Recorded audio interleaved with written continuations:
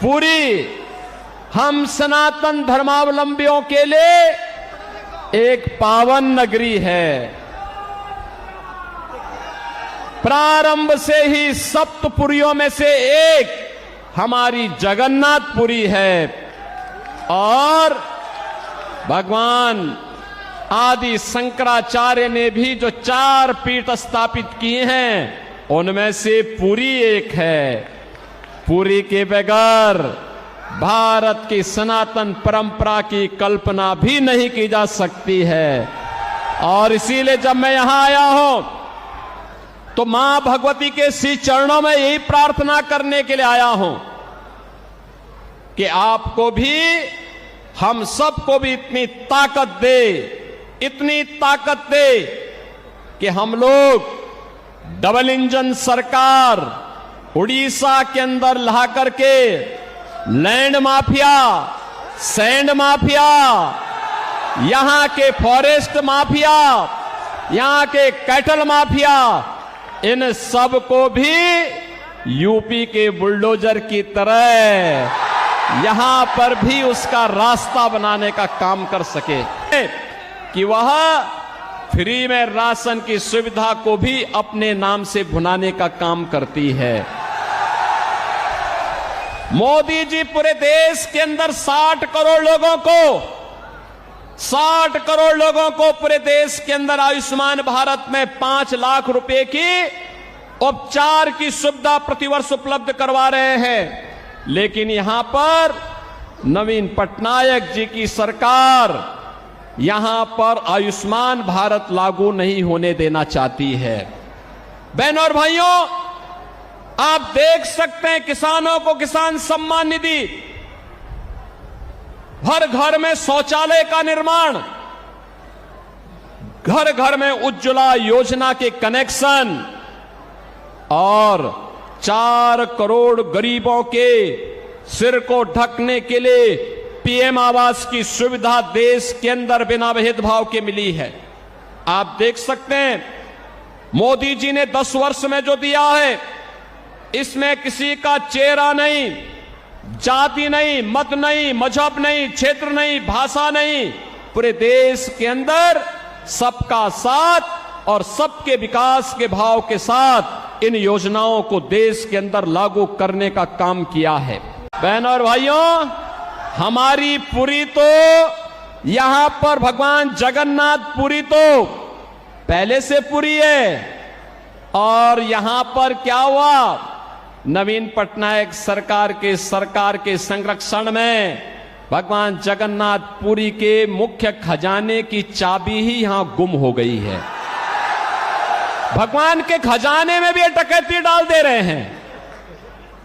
यानी केवल land mafia और सैंड माफिया ही नहीं है, अब भगवान के खजाने में भी ये लोग सेंध लगा रहे हैं। और आप आइए थोड़ा अयोध्यापुरी में आप आएंगे, आपको प्रभु राम के समय की अयोध्या, चमकती हुई अयोध्या दिखाई देगी, चमकती हुई अयोध्या दिखाई देगी। आज वहां गुलामी के सारे ढांचे हट गए हैं, अब कोई वहां पर गुलामी की बात नहीं कर सकता है। अब तो अयोध्या में जय श्री राम के ही नारे लगते हैं। क्या नारे लगते हैं?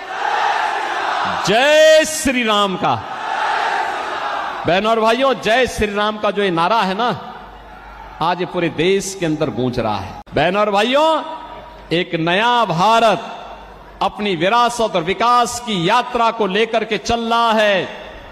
दूसरी ओर आपके सामने मैं कहना चाहूंगा, चाहे वह बीजू जनता दल हो, ये तो नौकरशाहों से घिरी हुई सरकार है और नौकरशाही जब किसी सरकार को घेरता है तो तानाशाही को जन्म देता है। जनता जनार्दन से उसका कोई वास्ता नहीं होता है। वहां पे भ्रष्टाचार पनपता है, गरीब के हक पर डकैती पड़ती है, वहां पे लैंड माफिया, सैंड माफिया और प्रशासनिक तंत्र पूरी तरह विफल हो चुका होता है। बहनों और भाइयों, किसी नौकरशाह को इतनी स्वतंत्रता और इतनी उसको अधिकार नहीं दे जा सकते, नहीं दे जाने चाहिए कि वो सत्ता का संचालन करने लग जाए।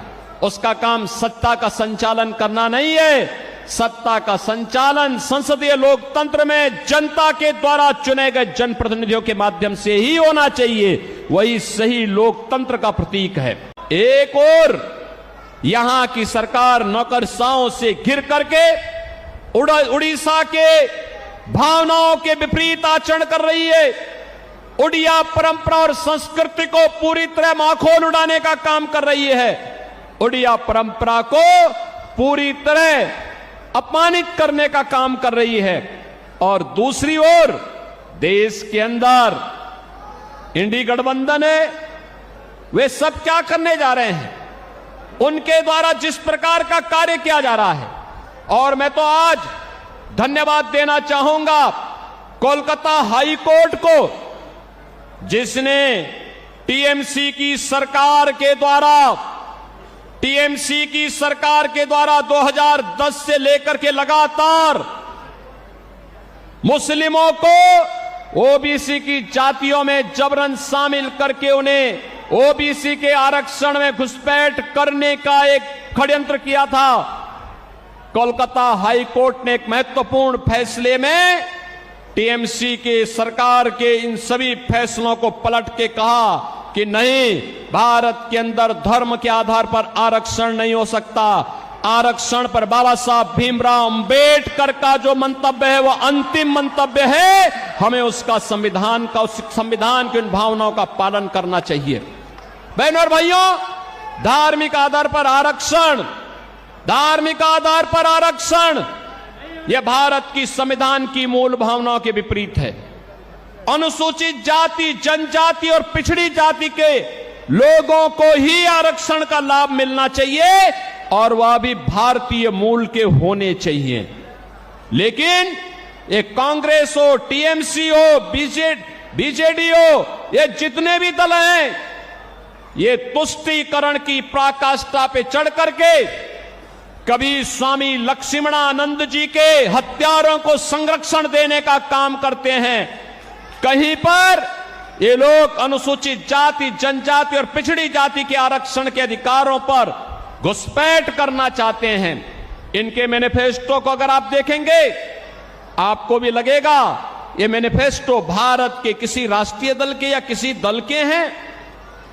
आश्चर्य होता है, ऐसे लगता है जैसे किसी मुस्लिम लीग का मैनिफेस्टो हो। इनके द्वारा लगातार भारत की भावनाओं के विरुद्ध आचरण करने का प्रयास हो रहा है, चाहे वह कांग्रेस हो, टीएमसी हो, बीजेडी हो या फिर इंडी गठबंधन से जुड़ा हुआ कोई भी अन्य घटक हो। ये पूरी तरह भारत विरोधी आचरण इन लोगों का है।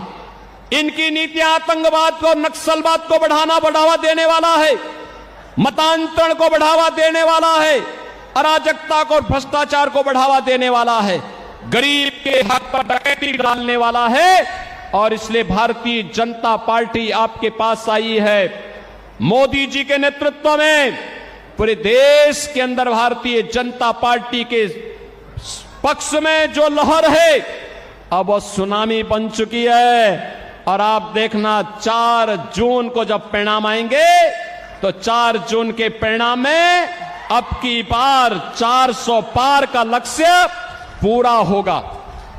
मैं बहनों और भाइयों, आप सबसे अपील करूंगा, यहां पर संबित पात्रा हमारे लोकसभा के लिए भारतीय जनता पार्टी के कैंडिडेट के रूप में आपके बीच में हैं, और मैं तो आपसे अपील करूंगा संबित पात्रा को यहां से मेंबर ऑफ पार्लियामेंट जिता करके भेजिए। आप देखना जगन्नाथपुरी की कायाकल्प ऐसे ही वे करेंगे जैसे अयोध्या का हुआ है और काशी का हुआ है। हम लोग सपोर्ट करेंगे, उनको पूरा समर्थन करेंगे।